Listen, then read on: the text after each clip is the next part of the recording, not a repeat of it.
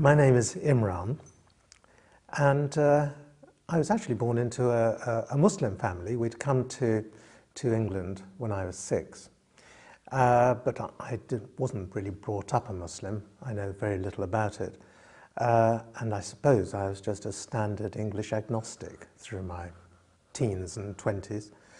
But it was in the middle of my life, I think I just turned 40, when I felt really unhappy.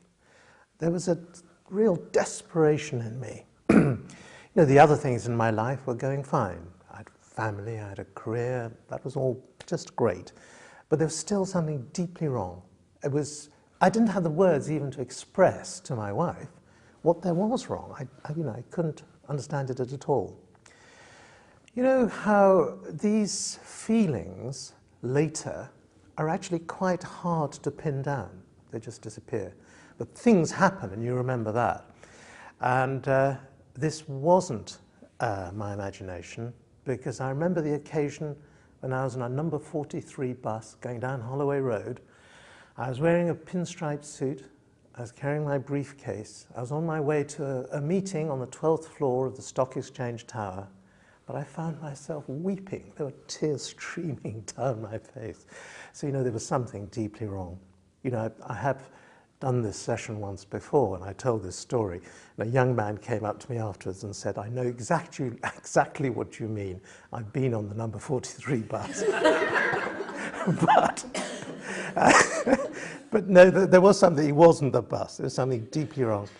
And now, of course, I have the words. It was a spiritual lack. I was needing some access to God. And I didn't know what to do about it. So I used what I'd been reading in my teens, which is about stilling yourself. You know, that way where you say, you know, clarify yourself, sit and meditate. And I was sitting just by myself. I was not looking outwards to God in any way. But what happened was that I was really deeply yearning. I needed something very, very much. I had no idea what.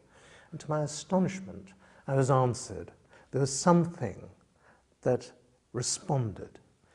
And it was a very tiny kind of feeling. But what came with it was love, a deep sense of love. It was astonishing.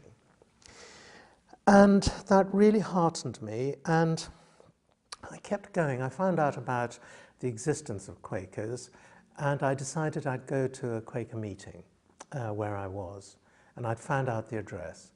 But before I could go, I had to go on a business trip. I went to the States, and that first night, I was lying insomniac, very jet-lagged, really aching everywhere, and deeply unhappy again. And really, really, really deeply unhappy and yearning again. And this time, I was responded to. I was visited. I was held. It was an incredibly powerful experience that time. And I think the effects lasted for days. I just felt smoothed out. Then I went to my first Quaker meeting, and it was like coming home. It was just what I needed for taking on this journey. Now, you know, I didn't understand quite what it was, but it was something I could do. It was the silence, the stillness was the place where I could take it on. Now, how wonderful it would be if I could say, every Sunday I come to Quaker meeting and I sit and I'm swept away by God. And really, it's not like that. Life is not nearly as wonderful as that. But there was another occasion. This time, I was not desperate. In fact, I was incredibly happy. We'd gone as a family on holiday. We were in the Pyrenees, and we'd walked up. And my wife stopped with our little children, and I said I would go on to the snow line. And I got up to the snow line, was sitting on some rocks, and everything was so wonderful. and that stillness developed into me, and I was just again held.